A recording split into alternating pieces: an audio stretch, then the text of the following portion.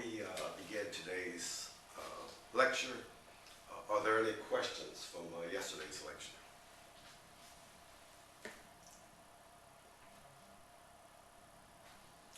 If not, let's continue with the Electoral College. The Electoral College was established at the Constitutional Convention in 1787 in Article 2, Section 1 of the U.S. Constitution. The Electoral College is the formal body which elects the President and Vice President of the United States.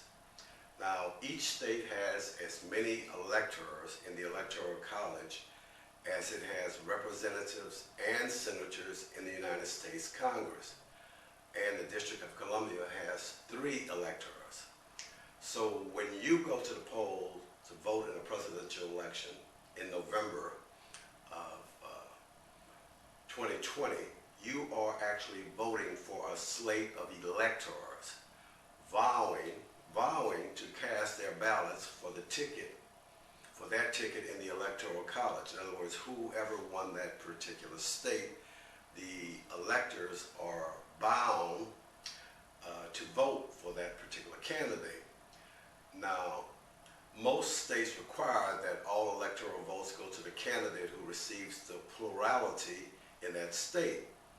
So after the state officials certify the popular vote of each state, the winning slate of candidates will meet, the winning slate of electors, meet in the state capitol, if it's Texas and Austin, and they'll cast 2 ballots. One will be for the vice president and one will be for the president. Now, electors cannot vote for a presidential and vice presidential candidate whom both hail from electors' home state. Now, there are exceptions to the electors. Maine and Nebraska employ a district system in which 2 at-large electors vote for the state's popular plurality and 1 elector votes for each congressional district. In November of 2004 election, Colorado voters rejected what we call a proportional system in which electors would vote proportionally based on the state's popular vote. There have been what we call faithless electors in a few elections: 48, 56, 1960, 1968, 1972, 1976, and 1988.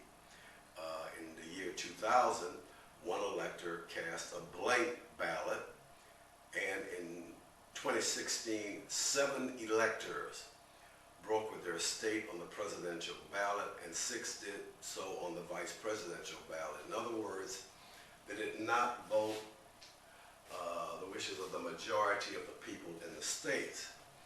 Now, there have been a lot of objections to this process,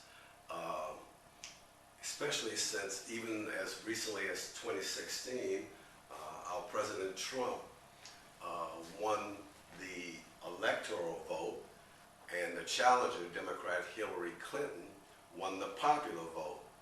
So there have been arguments that we should actually have a popular vote as opposed to the electoral vote, where whoever wins the most votes in the United States would be elected President of the United States. Now, the system is not a perfect system. The founders didn't say, hey, what a great idea, this is the preferred way to select the chief exec.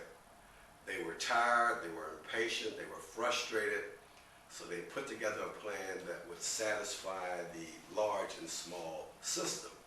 So in Article 1, Section 2, the electoral system is basically a compromise.